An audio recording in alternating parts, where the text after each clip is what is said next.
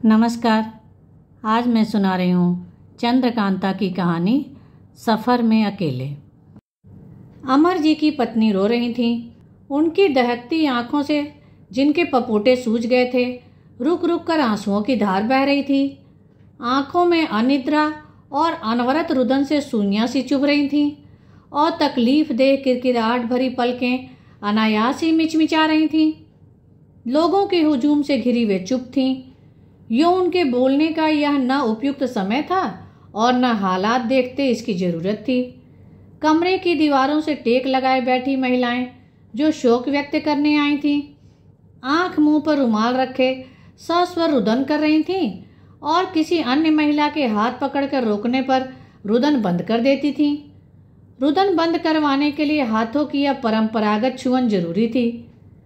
रोना बंद होते ही स्त्रियों का तनाव खत्म हो जाता और वे अमर साहब के गुणों का स्तवन कुछ इस प्रकार करने लगती कि सुनने वाला दुख भरे आश्चर्य में ऊब डूब जाता कि क्या सच ही कलयुग में सतयुगी व्यक्तित्व के धनी अमर साहब का अवतरण हुआ था, और यदि हुआ था तो वे अमर होकर भी मर्तलोक से किनारा क्यों कर गए।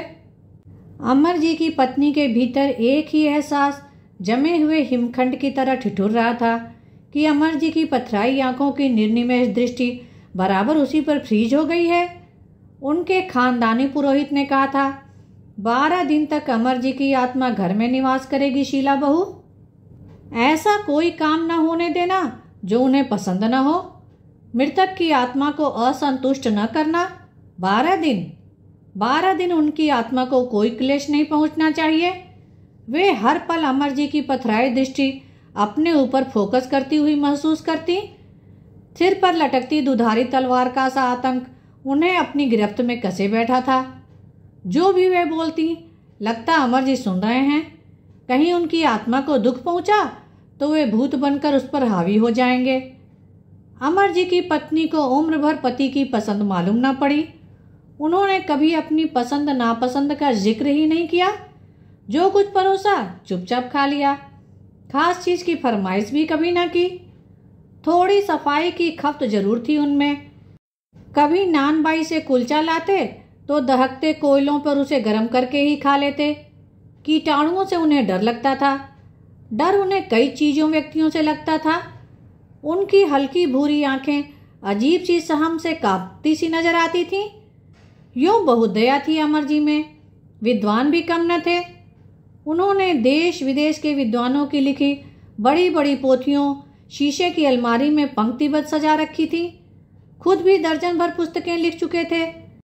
हाल ही में उनकी कुछ पुस्तकों का विभिन्न भाषाओं में अनुवाद हुआ था। कितने तो प्रशस्ति पत्र मिले थे।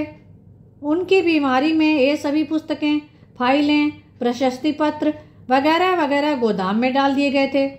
उसकी जगह दवाइयों की शीशियाँ, गिलास, कटोरे, रबर की बोतल, गुड्डी मुड्डी तौलिए, मलहम वगैरह वगैरह, यानी उनकी बीमारी से जुड़ी हुई जरूरी चीज़ें रखी गई थीं।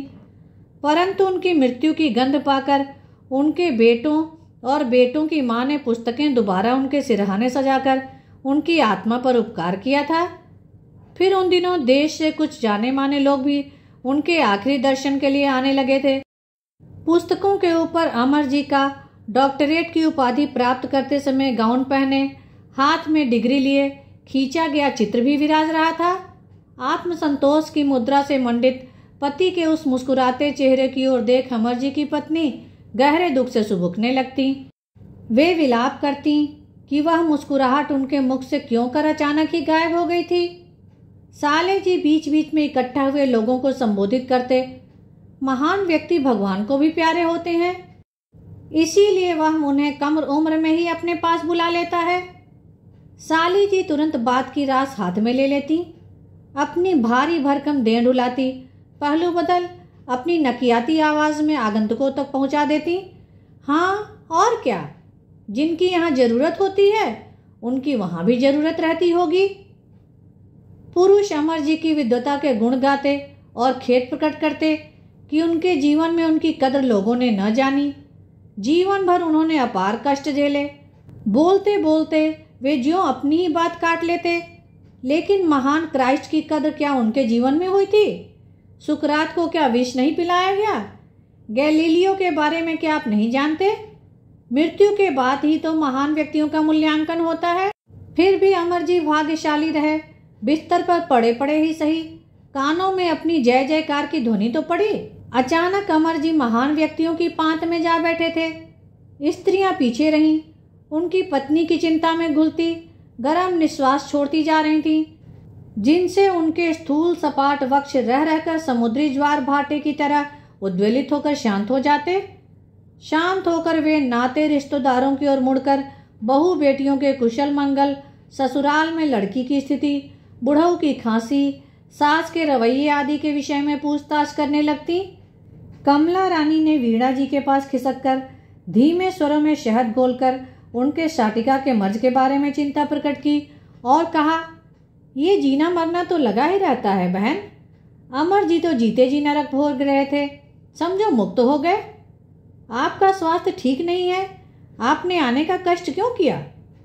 वीणा जी ने जीभ दांतों तले दबा, गोया कष्ट को भीतर छिपाया और पहलू बदलकर दर्द की सितकार सा उत्तर दिया, अमर जी क्या रोज रोज मरेंगे बहन?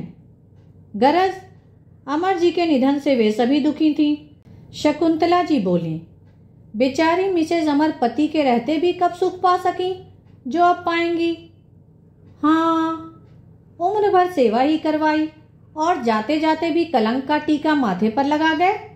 वीणा जी ने रुमाल से आंखें पोंछ लीं। भाग्य के खेल कोई जान पाया है आज तक? कलंक ही तो। सुहागिन चिता चढ़ती, ऐसा उनका भाग्य कहाँ था? अमर जी की भाभी भी एक आध वाक्य बोल गईं तो शीला जी कमरे के कोनों अंतरों को देखने लगीं। कहाँ होंगे अभी? ऐसे अवसरों पर छत से टंगी दो अनझीप आंखें उन्हें घूरने लगती और वे भय और दुख से बेहोश हो जाती। महिला मंडल रुदन थाम उनके उपचार में लग जाता। दांतों में चम्मच फंसा जबड़े खोले जाते और 2-4 चम्मच गरम चाय हलक में उड़ा ली जाती। थक चुक कर लोग बाग अपने अपने घरों की ओर चल दिए तो संध्या हो चुकी थी। शीला जी चाहती थीं कि बिना अन्न छुए वे भी प्राण त्याग करें, पर शाम के समय गहराते उनकी अतड़ियों में ऐंठन शुरू हो गई और खुश्क उल्टियां होने लगी थी। बहू ने बड़ा मना मुना कर उन्हें खाना खिला दिया और घर के बाकी लोगों को भी खिलाकर सास जी को सोने का अनुरोध कर तनिक अपनी तख्ता हुई कमर सीधी करने लेट गई। शीला जी लेट गईं उसी कमरे में जहां अंत समय अमर जी का पार्थिव शरीर लिटाया गया था। रात भर उन्हें नींद नहीं आई। पलक झपकते ही अमर जी की खुली आंखें और दिन भर उनके विषय में हुई चर्चा याद आती रही। बाहर रात का स्याह लबादा बड़ी डरावनी शक्लें बना रहा था। खिड़की से सटे नीम के पेड़ की शाख पर छिपा कोई पंछी चीख कर कुर्लाया। उनके सांस की गति तेज होती गई। आधी रात को पंछी क्यों चीखा? आंगन में कोई छाया सी डोली। वे पसीना पसीना हो गईं। बड़ी हिम्मत कर खिड़की से झांका, नहीं, कोई नहीं था। दांत खाद से बेहाल गली का आवारा कुत्ता धरती पर पीठ रगड़ता कूं कूं कर रहा था। अंधेरे में शीला जी को कुत्ते की आंखें न देख पाईं, पर आकाश की ओर मुंह किए पीठ खुजाते कुत्ते की छटपटाहट देख अजीब सा डर पाले की तरह उनकी गर्म सांसों को जकड़ गया। कमरे की खाली जगह पर दीपक जल रहा था। उन्हें लगा अमर जी वहां लेटे हैं और जमीन पर घिसकर पीठ खुजा रहे हैं, आंखों में दयनीय कातरता लिए। अंधेरे में उन्हें लगा गले के पास कोई अदृश्य तेज नाखून वाला पंजा धंसा जा रहा है। वे हड़बड़ा कर बैठ गईं। यूं बेटे ने कमरे में 0 पावर का बल्ब जला रखा था, पर धुंधली रोशनी में कांपती परछाइयां उसे अपनी ओर लपकती हुई मालूम हुई। आंखों के आगे गहना कोहरा छा गया।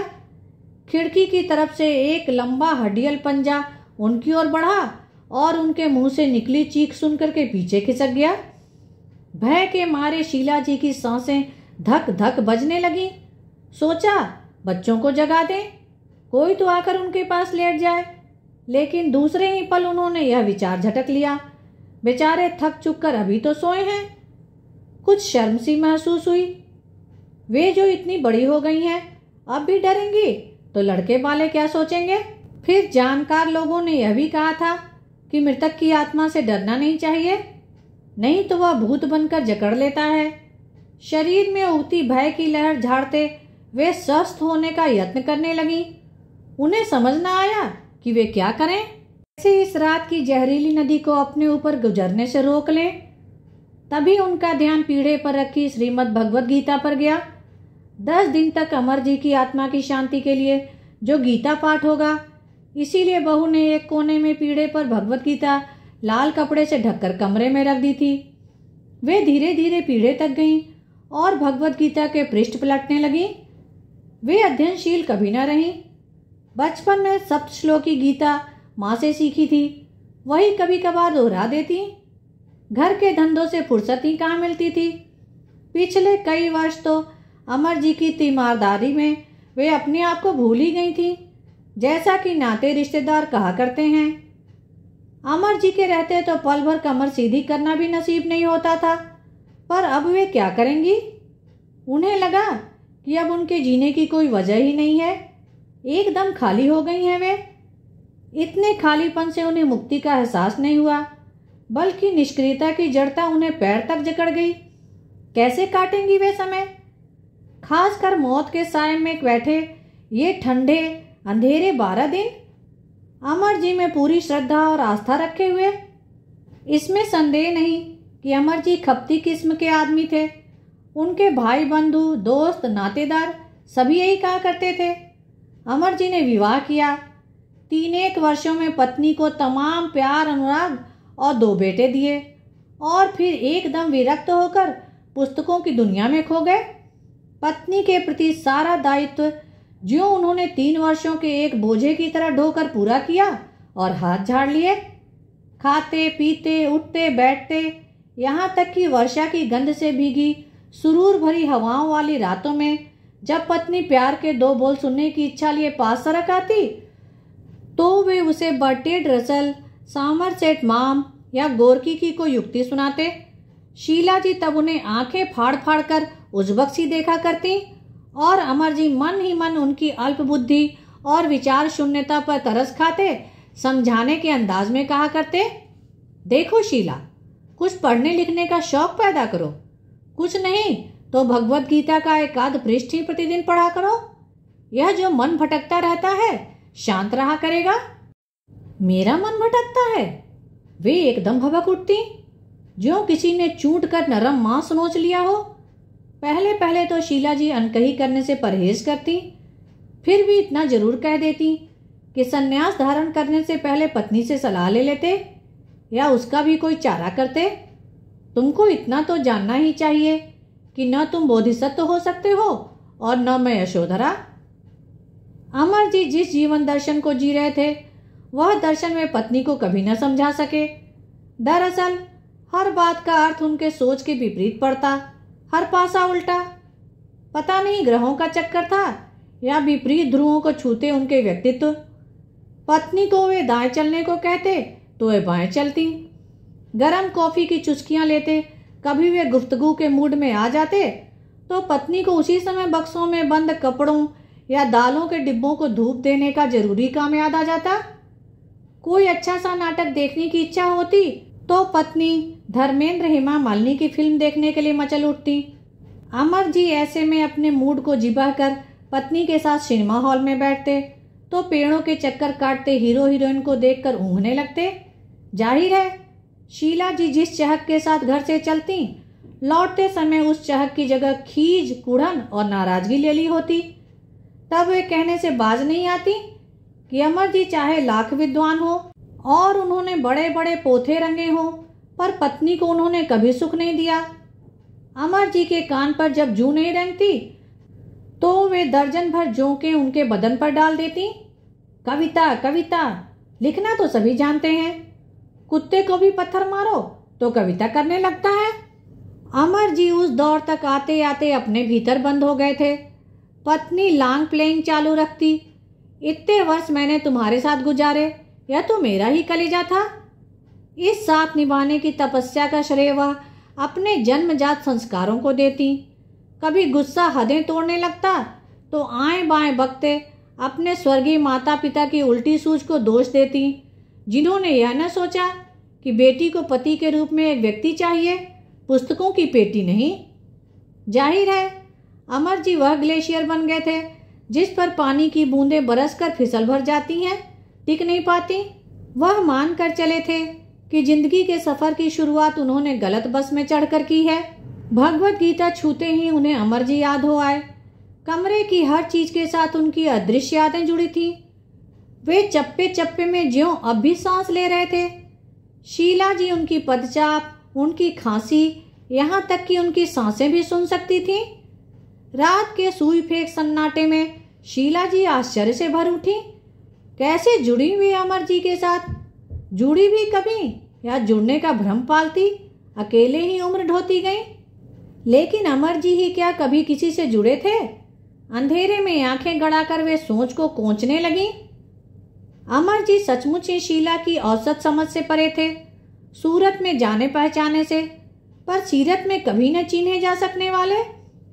कुछ लंबोतरे से चेहरे पर कसे हुए जबड़े और ऊंचा माथा, माथे के ऊपर आधे सिर तक सफाचट चांद, जो काम करते मेज पर झुके झुके बिजली के प्रकाश में आईने सी चमक उठती। रात देर तक झुककर लिखते पढ़ते रहने से रीढ़ की हड्डी गोल कुबड़ का सा एहसास दिलाती। उन दिनों अमर जी हस्तरेखाओं को इच्छा शक्ति से बदलने की बातें करते थे। जरा सी गलत बात पर फनफनाने लगते। माथे की शिराएं गुदुम्बी जिल्द के भीतर फड़कने लगती। लेकिन बाद में वे खामोश हो गए थे, मानो इस निष्कर्ष पर पहुंच गए हों कि उनके लिए कुछ भी ना बदलेगा। उनके ऊर्जा के स्रोत सूख गए थे और काम उन पर हावी हो गया था। पहले काम करने बैठते तो रात दिन का फर्क करना भूल जाते। शीला जी टोकती, कमरे में लट्टू जलता रहे तो भला दूसरे को नींद कैसे आ सकती है? अमर जी ने जिस दिन इस सच को महसूस किया, उसी दिन अपना बोरिया बिस्तर स्टडी में लगा दिया। सोचा, कहीं वह अपने स्वार्थ के लिए पत्नी की व्यक्तिगत स्वतंत्रता पर आघात तो नहीं कर रहे? नहीं, यह ठीक नहीं था। शीला को पूरी नींद लेने का हक मिलना चाहिए। शीला ने मन ही मन भोलूराम को दाद दी। वाह, लट्टू बुझा दिया और मान लिया पत्नी सो गई। अब पत्नी सो गई है या तारे गिन रही है? अमर जी इन आलतू फालतू बातों में पड़ जाते तो हो चुकता अध्ययन मनन। वे दुनिया में आकर कुछ करना चाहते थे, निष्क्रिय बनाने वाली भीतर बाहर की तकलीफों को समझना और समझाना चाहते थे। यार, लोग उन पर फफ्तियां कसते। अमर अपनी औकात का सिक्का जमाना चाहता है यार। क्यों भाई, टॉलस्टॉय बनोगे या हेमिंगवे? अरे भाई, दूर क्यों जाते हो? नोबेल पुरस्कार तो हमारे रवि बाबू को भी मिला था। लिख मारेंगे गीतांजलि सी कोई धांसू रचना। अमर जी दोस्तोयेवस्की और स्टेनबैक बनने के सपने देख रहे हैं। दलितों के शोषण से ये पीड़ित हैं। अमर जी उत्तर में छोटी सी हंसी हंसते और कनपटी या चांद खुजाते उन्हें याद दिलाते कि कल रात भर लाल साहब के आंगन की बत्ती जलती रही, आज उसे बंद करें याद करके। और 2 दिन से शंभूनाथ जी देर से दूध लेने जाते हैं और खाली डोलची लिए घर लौटते हैं। न हो तो कल सुबह अमर जी उन्हें आवाज देते जाएंगे। बेचारे बच्चों को तो दूध पानी चाहिए ही। अब शंभूनाथ हो या लाल साहब, कहिए भला क्या उत्तर दें? ये अमर जी आधी आधी रात तक दीन जहान के खुराफात पढ़ते रहने पर भी सुबह 5 बजे दूध लेने जाते हैं और अपना दिमाग दुरुस्त रखे हुए हैं। लेकिन अचानक अमर जी का दिमाग गड़बड़ा गया। उन्होंने निर्णय लिया कि वे नौकरी छोड़ देंगे, स्वतंत्र रूप से लिखेंगे और कुछ महत्वपूर्ण लिखेंगे। शीला जी ने सुना तो खाना बनाते वो गश आया कि चूल्हे में गिरते गिरते बची। दाएं पैर की विवाही फटी एड़ी से बायां पैर खुजाती हुए पति पर कहर की तरफ बरस पड़ी। लेकिन अमर जी पहले से ही बरसाती ताने बैठे थे। उन्होंने मीठे शब्दों में पत्नी को विश्वास दिलाया, शीघ्र ही एक बेहतर काम मिल रहा है मुझे। 4 की जगह 800 मिलेंगे और क्या पता एक मुश्त हजारों भी मिल जाए। इधर तो पहली तक महीने के 30 दिन गिनते तुम्हारी जुबान खुश्क होने लगती है। अमर जी उन दिनों सुबह से रात घिरने तक घर से गायब रहते। बगल में पुस्तकों की पांडुलिपियां दबाए हुए लौटते तो रूखे बालों पर गज गज भर धूल भरे हुए। गुसल खाने में हाथ मुंह धोने जाते तो धूल मिट्टी सनी चप्पलें गीले फर्श पर कीच के बदनुमा दाग छोड़ पत्नी को भड़का देती। वे समझ न पाती कि एक अच्छे भले कद काठी के पढ़े लिखे आदमी को आखिर ऐसी क्या दिक्कत है कि बीवी बच्चों को 2 रोटी खिलाना भी मुश्किल पड़ रहा है। ऐसा क्या कष्ट है उन्हें जो मोहल्ले के 100 जनों की तरह कोई ढंग का काम ढूंढने में आड़े हाथों आता है। रात रात भर कागज काले करके शरीर और दिमाग दोनों हलकान करने के बाद भी घर में साग बनता है तो दाल नहीं, दाल बनती है तो दूध गोल करना पड़ता है। तब जाहिर है कि वे बड़ी निर्ममता से अमर जी से जवाब तलब करती, जो पहले तो भविष्य का आश्वासन देते, प्रकाशकों के वादे और कॉन्ट्रैक्ट के ललचाने वाली शर्तें बता देते, पर बाद में अपनी भूरी खाली आंखों से पत्नी को देखते भर रहते। रात जब थकी सांसों पर मलहम लगाने लगती तो उनके सामने कितने ही चतुर्विलाओं के चेहरे घूमने लगते। कागजों बिलों पर हस्ताक्षर करने में व्यस्त प्रकाशक 1 आध घंटे के बाद ही सामने बैठे अमर जी पर कृपा दृष्टि कर पाते। जो वे रोज नए आदमी को सामने देख रहे हो। अपरिचित धूर्त नजरों की पहली प्रतिक्रिया अमर जी के मन में न उठकर हाथों की चुनचुनाहट में उभरती। दें उठाकर 2 झापड़ खींच के कनपटी पर कि सारी पहचान पलक झपकते लौट आए। लेकिन हाय रे मजबूरी, तू अच्छे भले आदमी को दरमियाना बनाकर छोड़ देता है। हाथ का पसीना पजामे के घुटनों पर पोंछते हुए वे मुंह पर मुस्कुराहट खींच ले आते। वह कॉन्ट्रैक्ट साइन करने की बात हुई थी, उसी सिलसिले में।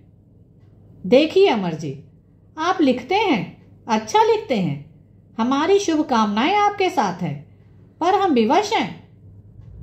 लेकिन आपने कहा था दिसंबर में। प्रकाशक महोदय कभी भी अमर जी की बात पूरी नहीं सुनते।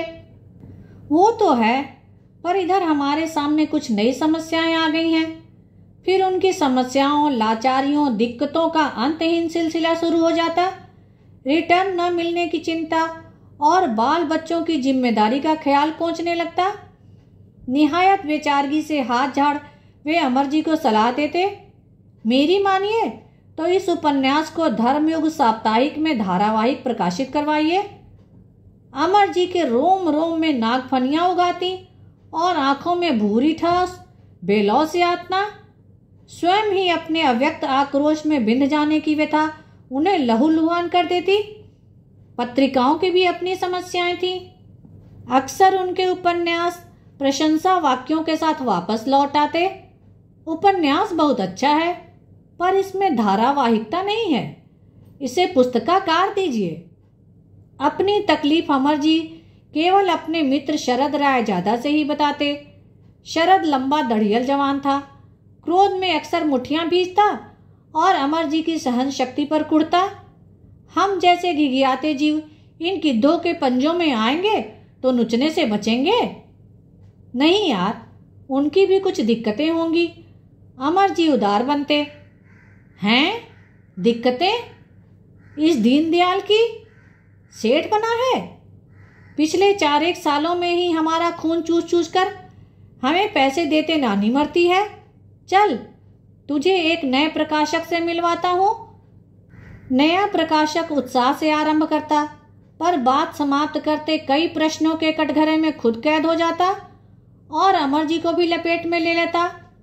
भाई साहब, नए प्रकाशकों के सामने खरीद की समस्या होती है।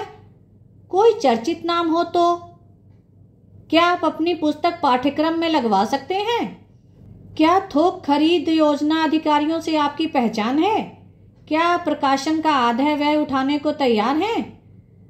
अमर जी फिर अपनी रचनाएं समेटे फाइल में बंद कर देते और पत्नी से आंखें चुराते सिर दर्द का बहाना कर बिना खाए पिए अपने कमरे में बंद हो जाते। अपने खर्चे पर 1-2 पुस्तकें उन्होंने प्रकाशित भी की थी। वे काफ़ी दौड़ धूप के बाद सरकारी खरीद में बिकी थी, पर खर्चा भर वापस मिला मुनाफे के नाम पर।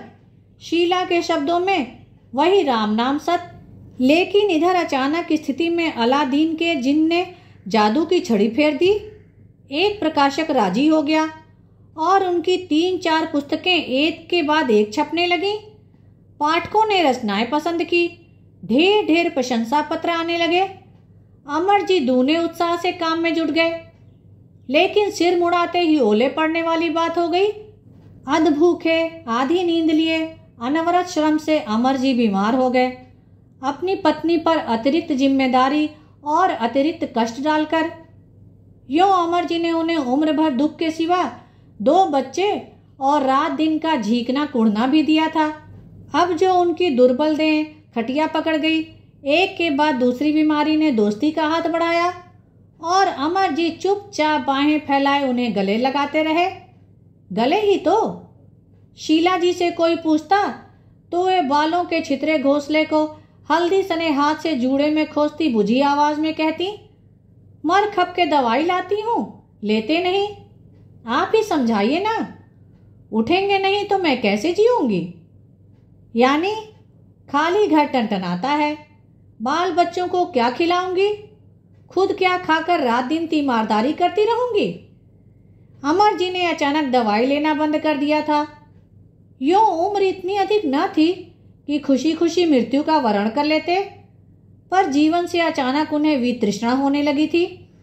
शीला जी मनाती, धमकाती, सौगंध देती, न हो तो मुझे संखिया खिला दो, इस तरह तुम्हें मरते देखने का पाप तो नहीं चढ़ेगा।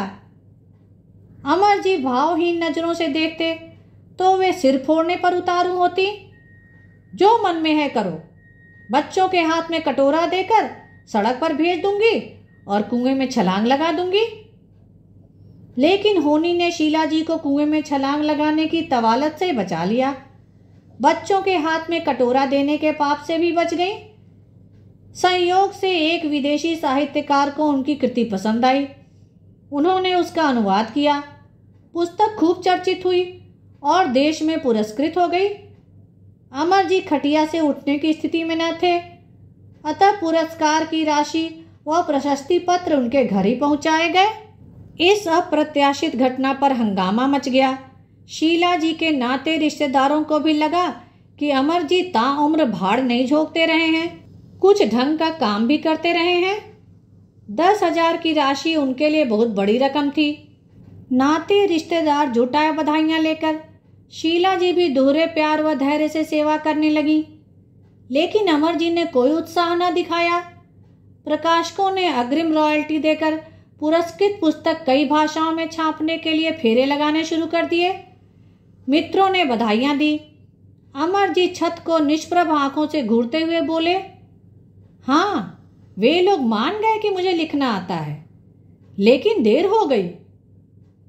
चल यार, हौसला रख, देर आयद दुरुस्त आयद। रायजादा ने तसल्ली दी। बड़े साहित्यकारों और राजनेताओं के पत्र आए। देश को आपसे बड़ी आशाएं हैं।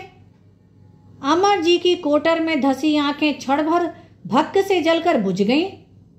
उन्होंने पत्नी और बच्चों को पास बुलाया। पुरस्कार की राशि व प्रकाशकों की रॉयल्टी हाथ में थमाते, खुश्क होठों पर जीभ फिराते बच्चों से कहा कि इस राशि से कोई काम धंधा शुरू करें, कुछ भी, किराने मनियारी की दुकान ही डाल दें। बड़ा बेटा रिसर्च करना चाहता था, छोटा कविताएं लिखने लगा था। उसकी आंखों में सतरंगी सपने थे। अमर जी ने उनसे आंखें चुराई। पुत्र बिटर बिटर ताकने लगे। पत्नी उजबक सी देखती रही। साले साहब ने अमर जी की सूझबूझ पर समर्थन में सिर हिलाया। सस्वर बधाई देने का समय नहीं था। अमर जी अंतिम सांस लेने लगे थे। अमर जी सही लीक पर आ तो गए थे, पर हाय रे मौत, तू आदमी को कुछ करने का अवसर दे तब ना। अमर जी ने सभी नाते रिश्तेदारों को दुख में डुबोकर किनारा कर लिया।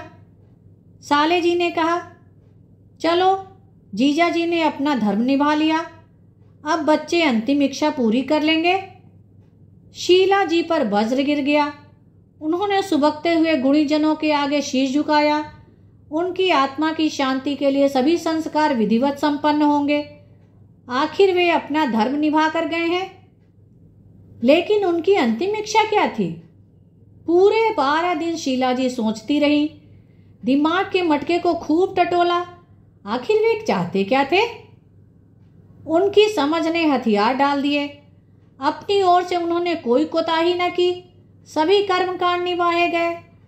बरही के दिन ब्राह्मणों का भोज, श्राद्ध संस्कार, दान पुण्य वगैरह। अमर जी की महायात्रा के लिए तैयारियां हो गईं। नया रेशमी बिस्तर बना, कपड़े लत्ते, छींटदार नीला छाता आया, जिसे देखकर शीला जी को उनका पुराना छेद वाला छाता याद आ गया, जिसे बारिश में सिर पर ताने हुए भीगते रहते और आंगन में भीगे कुत्ते की तरह शरीर झाड़कर सर्दी से कांपते रहते। एक भारी उच्छ्वास दबाकर शीला जी ने सामग्री देखी। पैरों के लिए कुश के जूते। कांटों पर चलना होगा तो पैरों में कांटे नहीं चुभेंगे। अंधेरे में दीपक प्रकाश देगा। छाता वर्षा से बचाएगा। पंडित सामग्री का उपयोग बता रहा था। अब इन्हें प्रणाम करो बहन जी, अब ये विदा ले रहे हैं। ना ना, अभी कोई आंसू ना बहाए, इनसे उन्हें कष्ट पहुंचेगा। वे महायात्रा के लिए प्रस्थान करेंगे। यह यात्रा उन्हें अकेले करनी होगी। अचानक शीला जी को जाने क्या हुआ, वे तमाम हिदायतें भूलकर पति के चित्र के सामने ढह पड़ी और सुबक सुबक कर रोने लगी। उन्हें पहली बार अमर जी की उस यातना का एहसास हुआ जो उन्होंने तमाम अपनों के बीच रहकर भी अकेले ही भोगी थी। क्या इससे भी बड़ी कोई यातना होगी जो वे उस महायात्रा में भोगेंगे?